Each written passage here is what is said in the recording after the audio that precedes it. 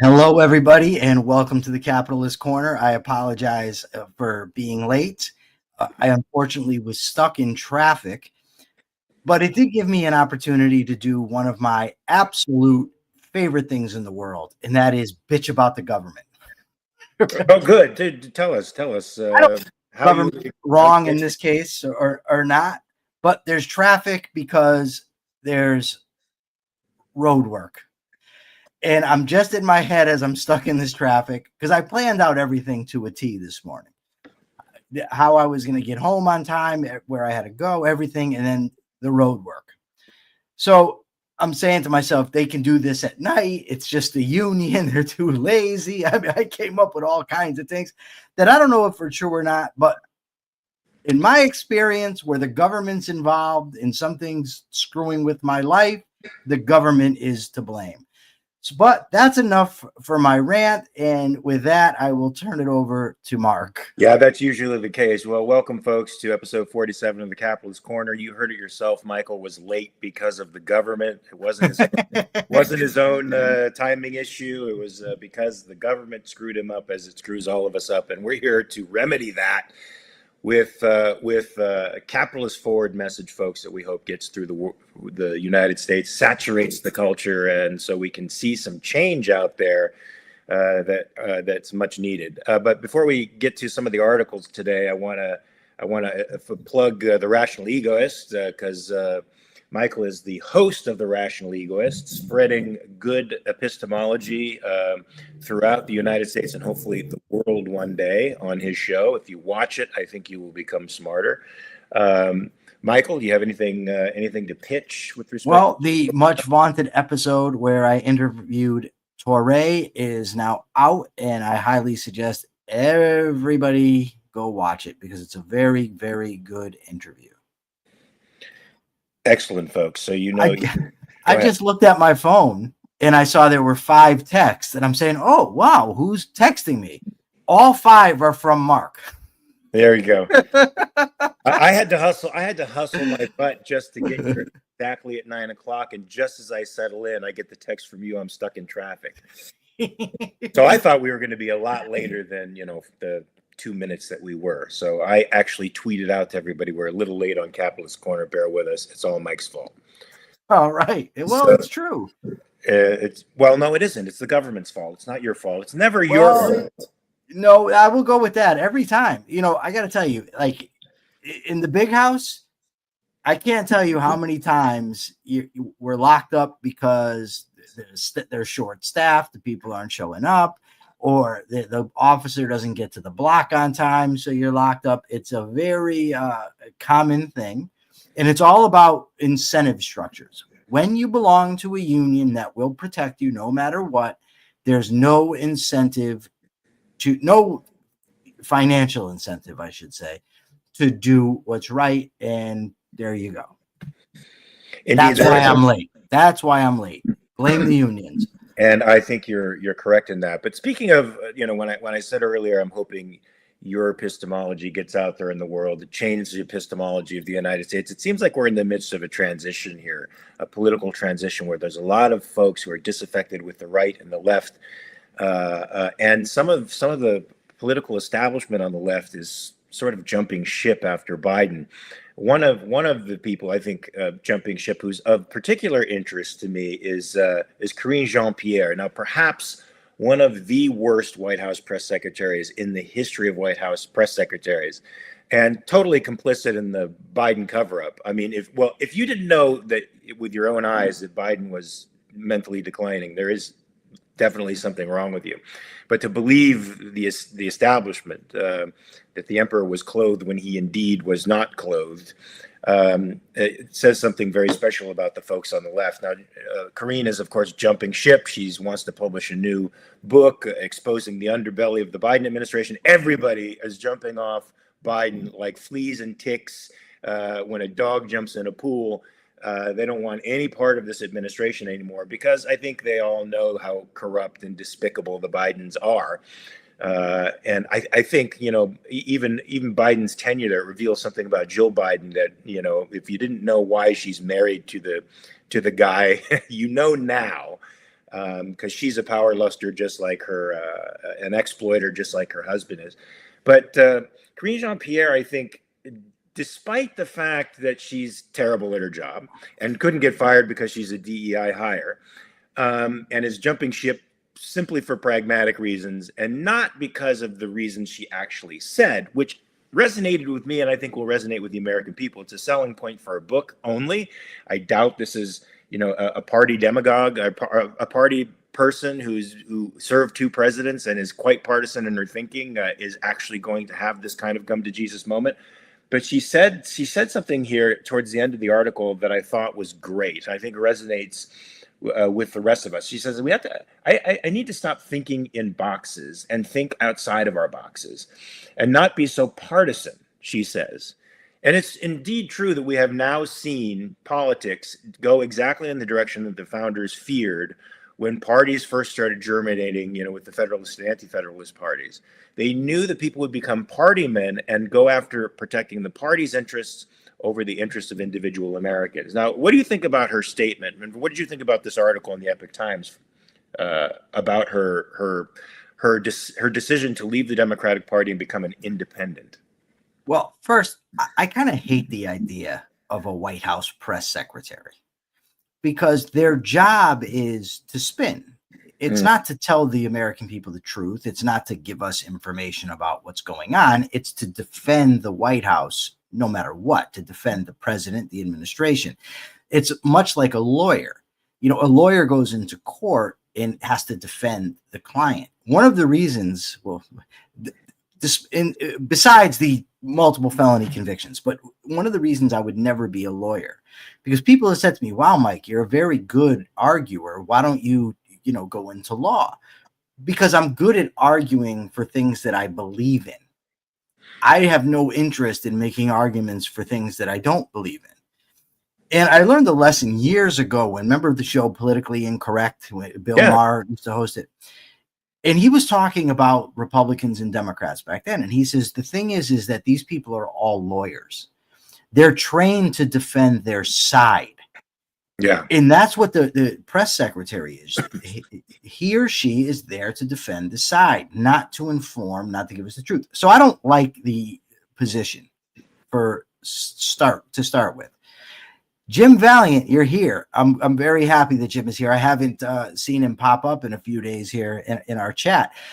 Jim, I'm very interested in doing an episode with you on logical fallacies before we do the analytic synthetic dichotomy. But to pivot back, it doesn't surprise me that we have people doing what Jean-Pierre is doing, right? Because it's obvious that the Democratic Party is in shambles, right? So to appear to be out in front, I'm stepping away and I'm going to, we need to be, we get away from our partisanship.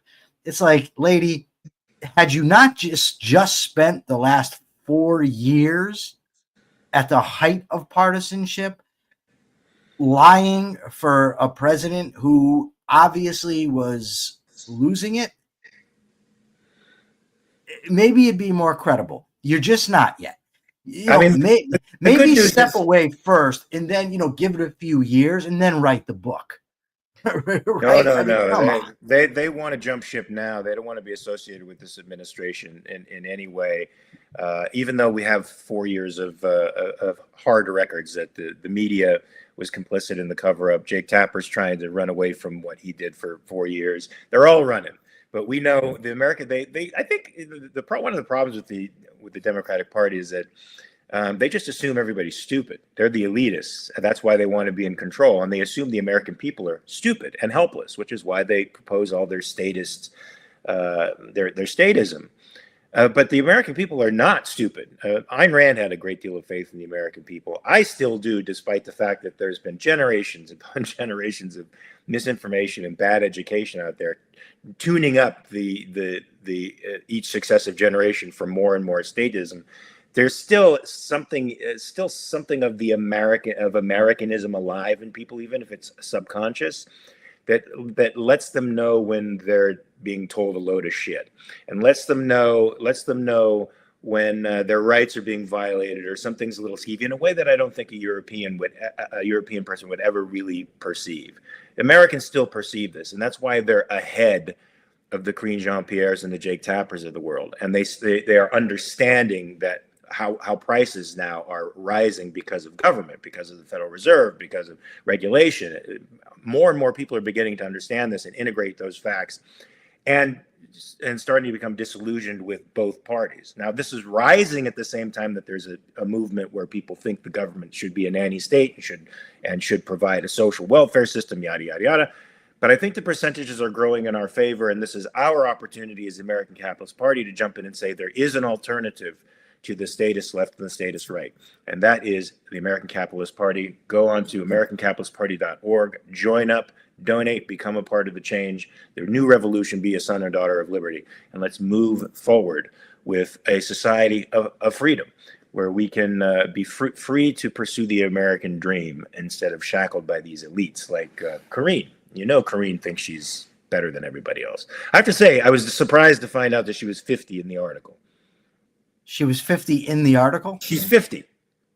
They gave her age in the article. No, but you just said she's 50 in the article. I mean, is she 50 out of the article too?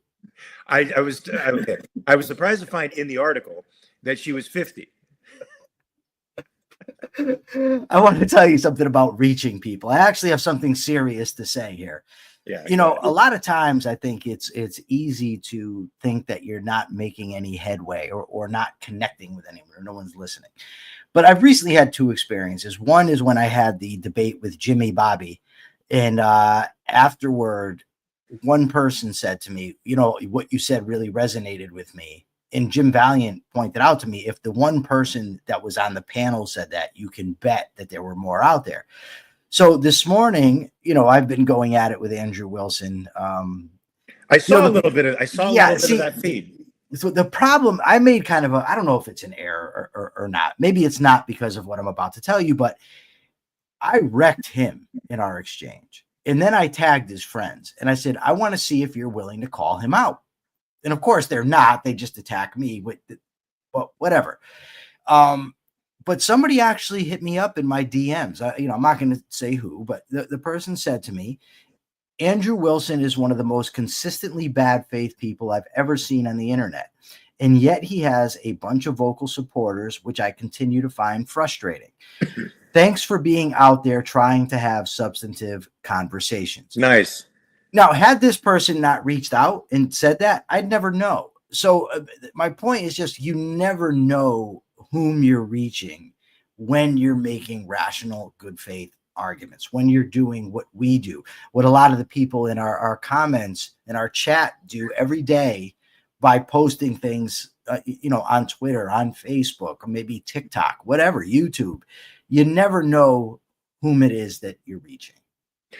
That's true. That's why I carry on arguing on social media, even though it feels like a lost cause most of the time. And look, there are members out there who are members of the capitalist digital army, which is growing day by day, little by little, but it is growing. And you guys should use your influence out there to fight the bad guys and to put a positive a message out there in the world, a pro-life message, a pro-reason message, a pro-capitalistic message. Disseminate it out there in the culture. They need it. They're like plants that need to be nourished with water and sunlight. Sunlight is the best disinfectant, folks, and it's a giver of life, and that's what I think liberty is to folks out there. So spread the word, man. The capitalist digital army is much underused resource, and we need to keep it growing and growing and growing and growing. We do. And Deeper with Diego says we need to get more people to subscribe here. Yeah, subscribe, spread the message, spread it to your pals, talk to your friends, your kids, your parents, whomever you can, and let them know that we have good content here. And we do. I mean, we've got it all. We've got a famous actor. We've got a ball-busting ex-convict. We bring humor to the thing. We bring insight and analysis to current events, to culture. Wait, who's everything. The famous actor and who's the ball-busting ex-con? What are you trying to rub it in my face? No, no, I'm saying, Well, you know who it is, so why ask? Just by simply looking at us, I don't think they'll be able to tell the difference. What are you talking? But people know. Because I look mean, like a ball-busting ex-con. No, you don't. I play one on television. Oh my God! Listen, I'm not a doctor, but I play one on TV. It's absurd. It reminds me of the time we were out to dinner, and a guy comes over to you, and oh my God, I'm so happy to see you. I'm a big fan of the show. And I turn, and I turn around and I say, "Oh, you don't recognize me?" And the guy, he feels so embarrassed. He said, "Oh no, I do." And of course he didn't, but hey, what are you gonna do? But can we get to some serious stuff here? I mean, so Nicole Hengel said something in the comments that's true that I think is reflective of the American people's intuitive sense that they're being screwed over. CNN has lost so many viewers. It's true. It's not just because people skew right or left. It's because they know they're being taken. They know there's a message out there that's being spun, and they don't like the bullshit. They just don't like the bullshit. They don't know where to go because the other alternative is Fox News or OAC or one of these other conservative spin organizations. But so they just leave and they go to alternative media like podcasts like this. Hopefully, that's what made Joe Rogan so huge, because they are searching for the truth. Because they know they are being spun a load of crap in the establishment media. So if anything, the last few years have shown us, the last 8 years have shown us that media, there was a suspicion of bias. Now everybody knows they're not telling the truth, and nobody is going to them anymore. And they and the Democratic Party are desperate for solutions. The problem is they're looking for messaging, and they're not looking to get on point. They're not looking to tell the truth. They're just looking to sway people to their side. And if the press secretary is a lawyer who's simply supposed to advocate for her side, I don't think that's the press secretary's job originally. But if that's what they have become, Karine Jean-Pierre is the worst in the history of the world, and she should have been fired. And she would have been fired by any normal administration that was a meritocracy instead of a. But what would she have been replaced with? If they were looking for merit, they would have just replaced a better liar. At least somebody who was more articulate spokesperson for her perspective, because she couldn't even do that effectively. Let's hope she writes better than she speaks. There was a very disturbing article, and that's possible, by the way. There's a very disturbing article in Reason Magazine today. I want to see how it hit you. So there was an accident in what was it? Gastonia, North Carolina. A 7-year-old boy was hit by a car and killed. And now the parents of this boy are being brought up on charges of negligent homicide and some other crimes for the fact that they let their kid go out with his older brother, who is 10 years old, to go to the store alone. Now, the fact that he was unsupervised is what's bringing these charges against this poor couple of already experiencing a terrible tragedy. The couple is claiming this is the first time we've let them go to the store by themselves. Of course, can't be true. It's probably not true. The kids walk to school all the time unaccompanied by their parents. But this bespeaks a problem, I think, that is in our culture and raising a generation of phobic, anxiety-ridden neurotics. Because parents don't feel that they're parenting unless they're on top of their children and trying to maintain a completely risk-free world. Now, I was walked to school on my first day or two when I was 6 or 7 years old, and then walked to school completely alone at 7. And from that time on, went to school by myself without being accompanied by a parent after the first day or so, right? And always out in the street, playing around with my friends, playing football, tag, riding our bikes miles and miles and miles away from home when we were just barely double-digit aged. And so every parent, I think, in the 1970s, back when you were still just an inkling in somebody's mind, if that at all, every parent in the 70s probably would be brought up on charges by today's standards, by today's paternalistic state standards that now have the state hovering over you and telling you how you're supposed to parent your kid. What did you think about this? Because now there's a 10-year-old kid who couldn't pull his little brother back when he ran into the street, who, in addition to having the guilt of not being able to save his brother, now may feel responsible, as the article rightly points out, for the fact that his parents may go to jail and he may go to foster care. Yeah, It's a nightmare. So, most people immediately say, when I was a kid, I did this or I did that. The problem for me is my mother started leaving me home alone when I was 6. So I'm not the best person to look to for this. But other kids in the neighborhood, I mean, you're 7 years old. We're all running out. We're playing kickball, wiffle ball, tag football, whatever.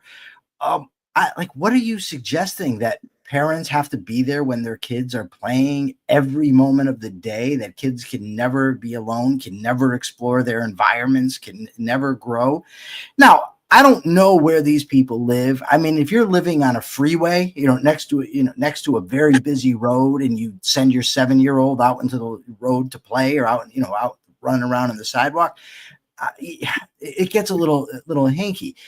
But generally speaking, I do think that it's like this nanification of the state of the infantilization of children. It's not good. I think human beings need to be able to learn, to explore, maybe to fall out of a tree and break their arm. As bad as that is, that's how you learn in life. Is you try new things, you suffer bad consequences. I remember once I was a kid and I was standing up on the seat of my bike. I hit a bump, I went forward, and I cracked my tooth. Well, I wasn't too keen on doing that again. You know what I mean? And it's just like, you have to allow kids to learn. Yes, Ashley Shrugged said, helicopter parenting creates adults who can't handle life. I haven't seen the is it data or data? There's a big controversy over this. Either way, I haven't seen it. That to say what happens when there's these helicopter parents, but my knowledge of human beings and what human beings are and how they learn and grow tells me helicopter parenting is not a good idea. James says that he walked the concrete slopes of the LA River and survived. I'll bet you do, James. And not only that, James, I'd be willing to bet that Jim walked to and from school uphill both ways in blizzard weather every time. I'm sure of it. Well, I was part of that phenomenon in the 70s that they called latchkey kids. So I remember this. I remember this in the 80s. Yeah, a lot of us kids, we went to school. We had a key tied around our neck, so that when we got home, the parents weren't there. We didn't have daycare or anything like that. We just went to the back door, and I opened the back door and let myself in, cooked myself lunch. I was using the stove. That's right, a gas stove in the single digits. But all of that stuff, even though it seems like, oh, that's frontier business, man, that's really creepy. And what are you advocating for? A regression in time, and do you think that's really healthy for children? Well, I know this from my own experience. We used to resolve bullying issues in the playground, and there were fights. We got in fights all the time as kids. But never would you see 70 kids ganging up on one person. Never would you see in the grammar schools and even middle school, people bringing knives and stabbing people, or feeling like it was necessary for them to bring a knife to school for self-protection. One of my friends in the academy, the jiu-jitsu academy, said, "Mark, what do I do about my son? He says everybody's bringing a knife to school. He has to bring a knife to school in order to feel protected. He feels unsafe." There was not that problem in the 70s, and we all came from fairly dysfunctional families, but we all had to we had to learn to grow and socially adjust to one another. If I bullied somebody, he punched me in the face, I sort of didn't bully that guy again. If he bullied me and I punched him in the face, he didn't bully me again. It was I'm not trying to go back in time and say that's preferable. But certainly the outcomes have been a more adjusted generation than what seems to be coming out today. Not a conflict-averse generation, let's just put it that way. We have a conflict-averse generation today that is paradoxically more violent in its own way, where words become injurious to you. Your psychology is very fragile. And at the time when there was less helicopter parenting, children were learning to be anti-fragile. And that's, I think, a good lesson to learn for anybody who has to grow up in a world that doesn't give two craps about you. Really, you have to care about you. You have to be durable. In acting, it's not a sprint. And every person with talent who runs out of gas early in their career never makes it. Sanford Meisner, the great acting teacher who influenced me and influenced so many people in the acting world, was asked, who was your best student? Was it Gregory Peck? Was it Robert Duvall? Was it John Voight? Who was? He said, no, they never made it. They never made it because they didn't have that combination of talent and tough skin. They weren't durable. They didn't have that resilience that you need in order to live successfully in the world. And that's what, not helicopter parenting your child helps the child to become. Your job as a parent, not to give a lecture as in parenting, but your job as a parent is to put a rational, independent individual out there in the world who's capable of dealing with the problems of life on his own, because you're not always going to be there to do it.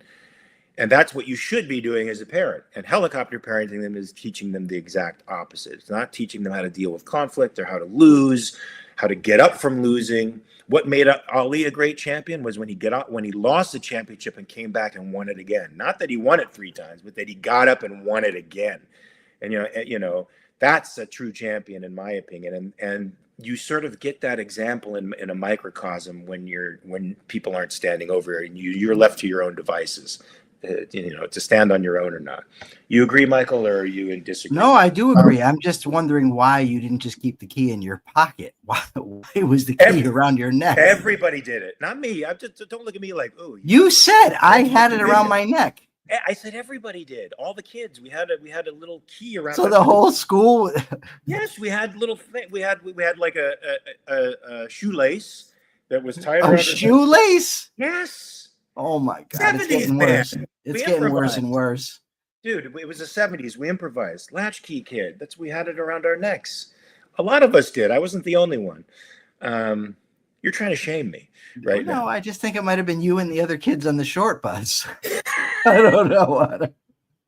Wait, I'm not going to go there because I actually rode the short bus. Because I rode the short bus, I can make short bus jokes. All right, people, come on. Did you ride? Yes, I couldn't go to regular school. No, I was for the troubled kids. They picked me up and bussed me all over the place.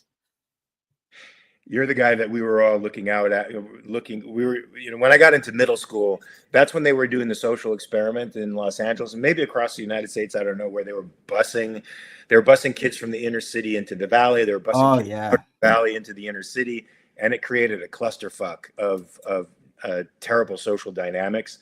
That's where I first came in contact with racism. It was the first time somebody called me a white boy, or wanted to hurt me because I was white. It's like my friends were from all over the place. I mean, my friends were in grammar school were Hispanic and like Arabic and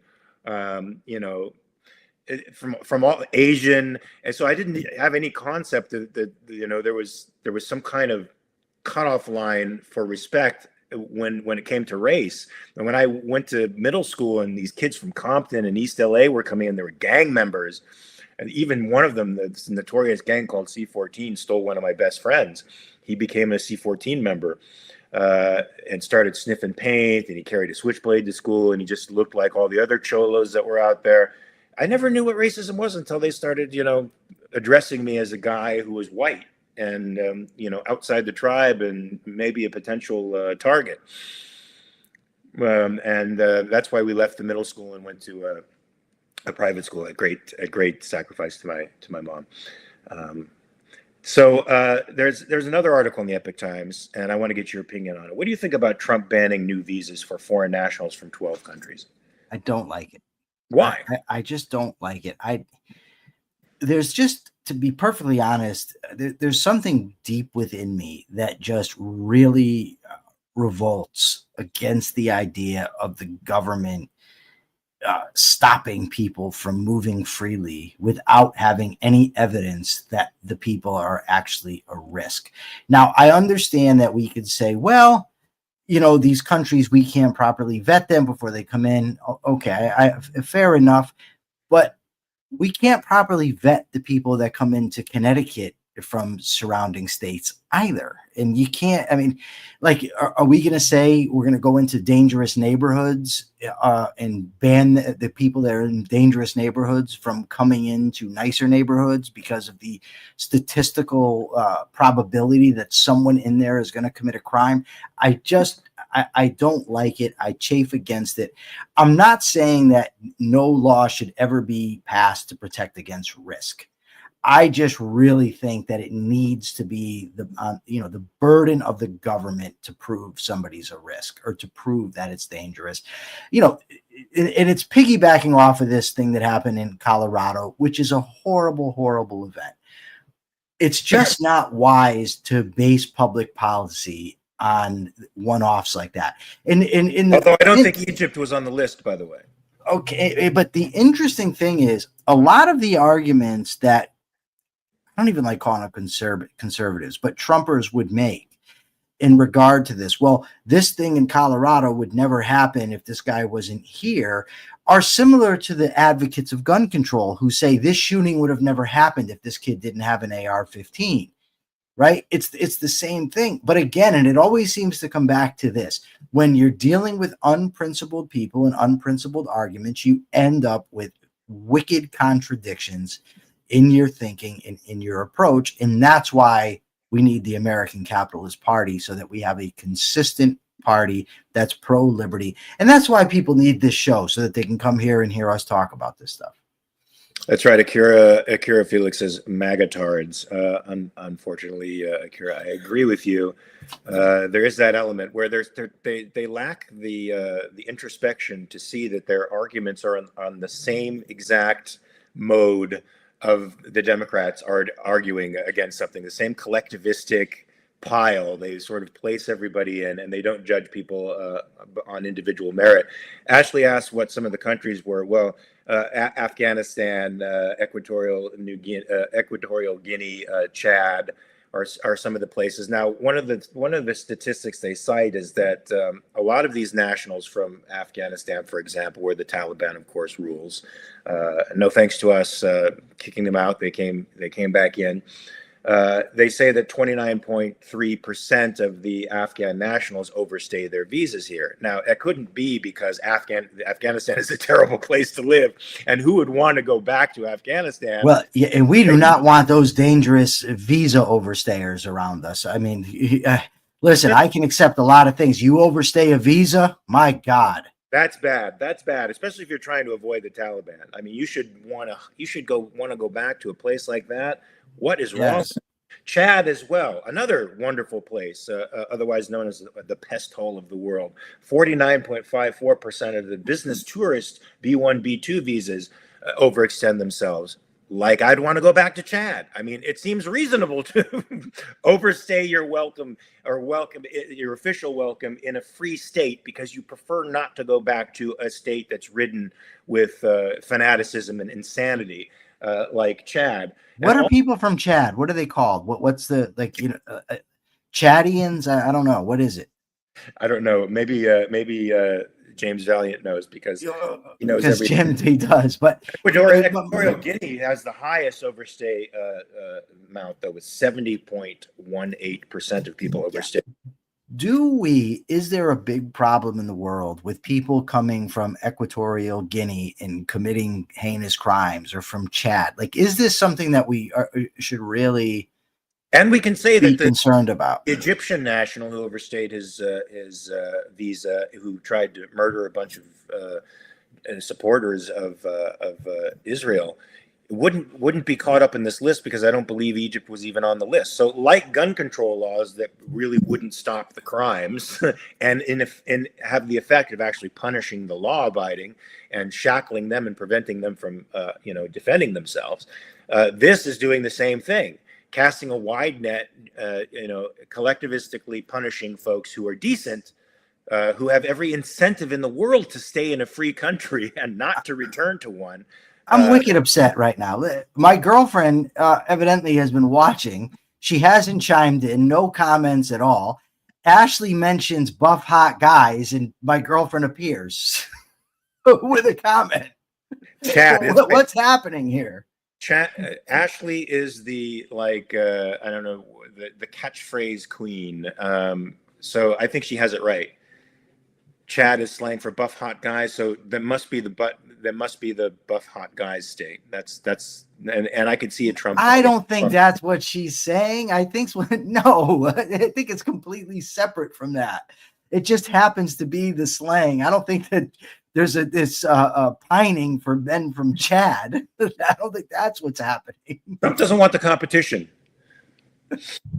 No, anyway, folks, we both believe this is a collectivistic policy that doesn't serve the United States. It's not really going to protect anybody from terrorism. You know what does protect people from terrorism? Respecting individual rights. That protects people from terrorism. And the terrorism, particularly of a government that's overweening and gets into every aspect of your life and has the power to break into your house at 3 o'clock in the morning because you have a substance that has been banned. That doesn't hurt anybody but you. So that to me is the kind of violence we have to be protecting ourselves against. Anything further to say about this terrible idea of banning? No, just that I think, again, I think it can't be emphasized enough. Freedom is inherently risky, but the opposite isn't risky. It's a guarantee. And I'll take my chances with the risk every day than with a guarantee of tyranny. No way. Indeed. Criminals have done a lot of damage in the world, but it pales in significance to the damage that governments have done to people in the world. So I'll take my chances with the bad guy, with a system that tries to protect me against the bad guy, over a system that tries to make my world safe by taking away all of my liberties. I prefer liberty that's a little bit dangerous over security that is where I'm actually a prisoner in my own world. So the Democrats, as we've expressed with the exit of Karine Jean-Pierre and so many other people, and the loss of the election has sent the Democrats into a tailspin. They're looking for answers. The problem is they're not looking for authenticity. They're not looking for principles. They're looking for a way to get through to people. And they're spending millions upon millions of dollars to figure out how to get through to a group of folks that they have spent the last decade or so alienating with their ideology. And that's young men.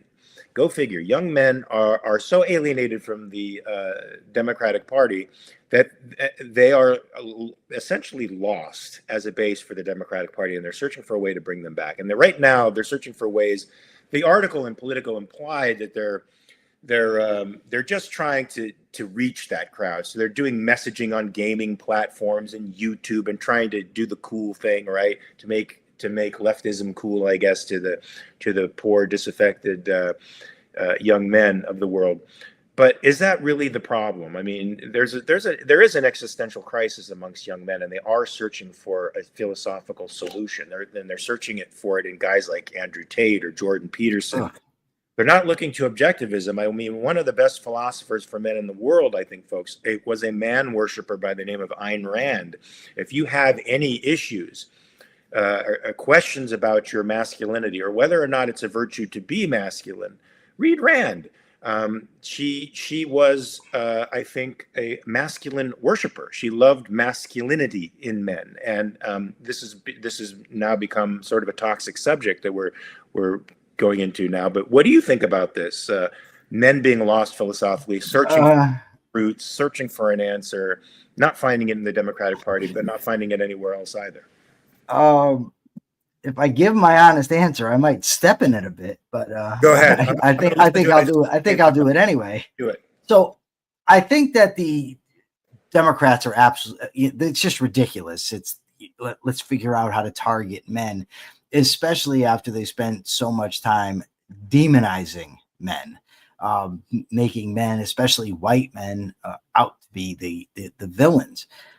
But I think that there is a serious problem with men who are hyper prone to take offense and whose feelings get hurt because the parties out there, political parties out there, making fun of them or demonizing them. And when they turn to people, for instance, like a Donald Trump, as if he's their vicarious hero or leader, someone that's going to fight for them, I find just something very unmasculine about doing that, about needing other people to fight your battles for you, about revolting against this stuff. It's very similar to the type of people, for instance, that follow this Andrew Wilson that I'm telling you about. If you follow the thread, they use religion to justify a lot of times their hatred of women. And it's like they're using Wilson and people of his ilk to like kind of gain this masculine feeling because they feel like they've been, excuse my French, denutted by women. But that happens when you allow it to happen. And, I actually... yeah, can I just say real quick, I want to jump on that because guys like sure. Andrew Wilson and Jimmy Bob, Andrew Tate, they just scream toxic masculinity. I mean, that's a cliche now, but they scream... Yes. They scream effeminacy underneath everything. They just scream insecurity. To me, there's nothing to admire in these guys. I mean, they yell loud because they're weak. Yes, and it leads to the issue here is largely that I disagree with everybody as usual. I don't mean every single person. I mean the various sides of the debate, because I think that the left is absolutely ridiculous in their demonization of white men and blaming white men for every problem that's ever occurred without recognizing the contributions of white men.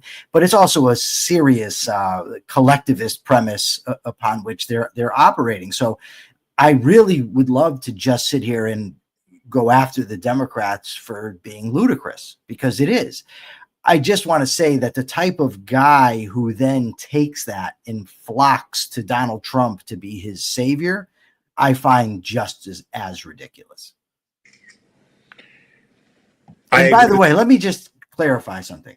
Go ahead. And I hate that I always have to do this, but it seems like I always have to do this. I am not talking about people that vote for Donald Trump. There is a big problem in the country. The choices weren't great. A lot of people just did the best they could. That's not whom I'm speaking about. I'm talking about the people who consistently praise Trump, will not criticize him, and act as if he's their hero, and love to post a picture of him after getting shot as if it's representative of them. That is what I'm talking about. I think Tim Walz is absolutely absurd. I think if somebody's going to put him out there as he's going to be your new vision of masculinity, you're in real freaking trouble. David Hogg, I've disliked him since he was a kid. Yeah, that guy is an opportunist like no other, and it's very clear that he's a grifter. I wish people wouldn't give him the popularity that he has. I mean, the guy is the vice chair of the Democratic National Committee now? Yes. He's my counterpart. He is. What has he done to earn that position? Aside from exploit a tragedy that he happened to be a part of for political gain, political and material gain. That's certainly what it seems. I mean, he's been out there speaking since this thing happened. I remember when it first occurred, and he'd be out there, talking about the need for gun control and everything else. And it seems that he's turned it into something lucrative for himself. But I mean, so a part of me, though, Mark, says, well, what is that even wrong to do? It's assuming he believes it. Now, if he doesn't believe it, it's just opportunism and scumbaggery, right? But if he really believes that firearms are the problem, for instance, and he was involved in this tragedy, and then he uses that as the opportunity to speak about a cause he believes in, that I really don't have a problem with. The problem is if he's being dishonest.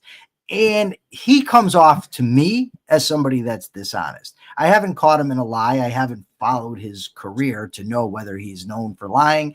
I just know when I see and hear him speak, that's the sense I get. That's not evidence of anything. I understand that. But nonetheless, I'm picking up on cues that, I guess it is some evidence. I'm picking up on cues that have been reliable to me in the past. Well, I mean, if he's for gun control, there's no evidence to suggest that it actually stops crime. I mean, and if you actually look at most of the mass shootings, if not all of them, none of the laws would have affected any of the people who have killed folks in the last 10 years. None of them, absolutely none of them. But that just makes him wrong. The laws that doesn't make him dishonest. But the laws are performative. But you have to know this out there. John Lott is out there. It's not like John Lott hasn't exposed himself to David Hogg, and it's not like David Hogg. Look where your mind is. It's not like John Lott has not made himself known to David Hogg, and that David Hogg hasn't had the opportunity to read John Lott's books, and because John Lott comments on everything David Hogg says, he has an opportunity to look at those stats and make judgments for himself. And he's either ignoring it or has now glommed onto an issue that has made him popular with a very vocal and lucrative part of the political community. And I mean, then it becomes, it's just, whether he started out honest or not, I don't know. But now I think it's a fraud. I think it's a grift. I think it's a way for him to gain power. All of his tweets sort of make me get the sense that he's a power luster. And I don't even see his tweets. They don't come through my feed. Well, they don't come through my feed anymore either. So maybe he's blocked me, but I used to attack him on a regular basis, just because, he deserved it. But he started attempting to show himself as a pro-gun advocate because he was in the shooting club at Harvard, and so he tried to walk that crazy line, which shows to me a conscious attempt to manipulate the right, like the politicians do. Every time the election comes up, you see him out there hunting pheasant. You see a Democrat out there hunting pheasant, getting out there with his scope to kill a deer. And he's only doing it because he thinks the Republicans are all rednecks and he wants to appeal to the redneck base. And I feel like that's what David Hogg was doing. It was a conscious attempt to pull a certain world into his political universe and sway them, because he has ambitions to be the president of the United States. And I think we've already talked about this. If you have ambitions to be the president of the United States, that should be an immediate disqualifier for you to be the president of the United States. All right. Do you feel like I'm wrong in that? There was a reason. No, I don't. The founders didn't campaign before. There's a reason they didn't campaign. Well, it also would have been distasteful at the time, right? So I don't. But that's something too, that it would be distasteful, whereas today people don't find it distasteful. But let me just say, I didn't know what you said about David Hogg and being aware of John Lott. So if there's evidence to indicate that he is actually dishonest, then that's a totally different story. That's just not the context from which I was operating. I mean, I feel like Marxists are dishonest.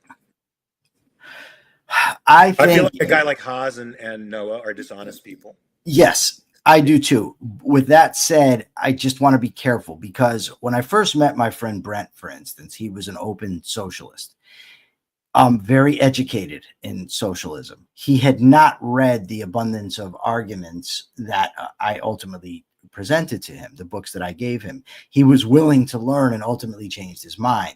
So just because somebody right now is a Marxist, I wouldn't say that necessarily means they're dishonest. I think my interactions with Noah and Haas tell me they're dishonest. Yes. And Liger as well. He's dishonest. Oh yes, him too, absolutely. And every communist that I've come into contact with, unfortunately, has led me to the belief that dishonesty is part of the package, because they have to ignore and evade a lot of information in order to stick to their agenda.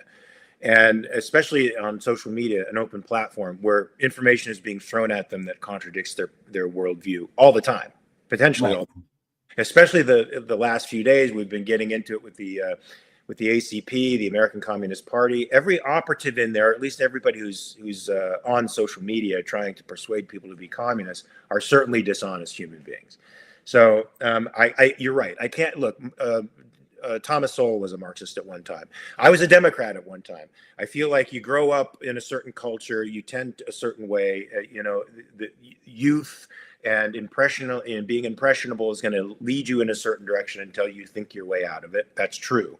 And I'm going to give some Marxists out there the credit of having an independent mind and just not being exposed to the material. But we saw that Liger was exposed to Hayek, he was exposed to Mises, and still fucked it up. Yes. So that's a guy who's deliberately going on the wrong track. So we got time for one more little thing here. It was from the Morning Dispatch. It was a little disturbing today. The Department of Education is accusing Columbia University of being in violation of federal anti-discrimination laws. and this is in a press release that they did. They're alleging that the federal law results in the university failing to meet standards of accreditation. So this is a scary thing to me. Can they take the accreditation of Columbia University away from it? Can they now subject this university to laws that could, seriously injure it based on these, what I think are unconstitutional anti-discrimination laws? I don't think the government should be telling people whether or not they should discriminate. That may sound unpopular, but they shouldn't. It's the government that shouldn't discriminate. You have the capacity to discriminate. You should be able to make choices, but even if they're irrational, the market, I think, I'm not saying the market solves all problems, but it will certainly not serve you if you're making irrational choices eventually. So I think things like this with Columbia University and the raging anti-Semitism that's going on there, pull their funding. That's perfectly good. We shouldn't be funding them anyway. Tax dollars shouldn't be going to Columbia University. It's been the belly of the beast for 100 some odd years. But by the same token, they should be allowed to make their own policies if they're a private university. And the people going there should have the right to withdraw their funding, to withdraw the money that they give them, and to leave, which I think more people would do if they weren't looking to the government to solve the problem. I think Columbia would be in real straits right now. Yeah, I honestly could have I sent you the whole clip. I could have just sent you the headline, because the headline is enough to piss me off, regardless of what the rest says. All I need to see is federal anti-discrimination law, and I'm aggravated, right? There should be no federal anti-discrimination law. And as Deeper with Diego points out here over on the side, accreditation is a farce anyway. The federal government should not be involved in any sort of approval of a school's reputation at all. I happen to agree. Yeah, I agree. And it's just so enmeshed in people's minds and in our culture that this is what government should be doing. It's very difficult to sort of pull them out of that. It kind of reminds me of, there's a story, I think Leonard Peikoff told it, where Ayn Rand was debating somebody or talking to somebody, and she points out the danger of, I think it was unions. And the guy said, okay, so unions are bad in that industry. What about this industry? What about this industry? And he couldn't grasp the principle. And the principle here is that the government should only be in the business of protecting rights. That's it. Get them out of everything else. If we can do that, then we'll be okay. We'll be good. Indeed. I might also add the university that Brett Weinstein is founding over in Austin, Texas, is not accredited, by the way, and probably one of the better universities in the country at this point. And let's hope the Capitalist Party can get some folks in power so these kinds of certification and accreditation stuff can go away, because it's certainly not, it certainly prevents very competent people from doing their jobs and being able to do their jobs.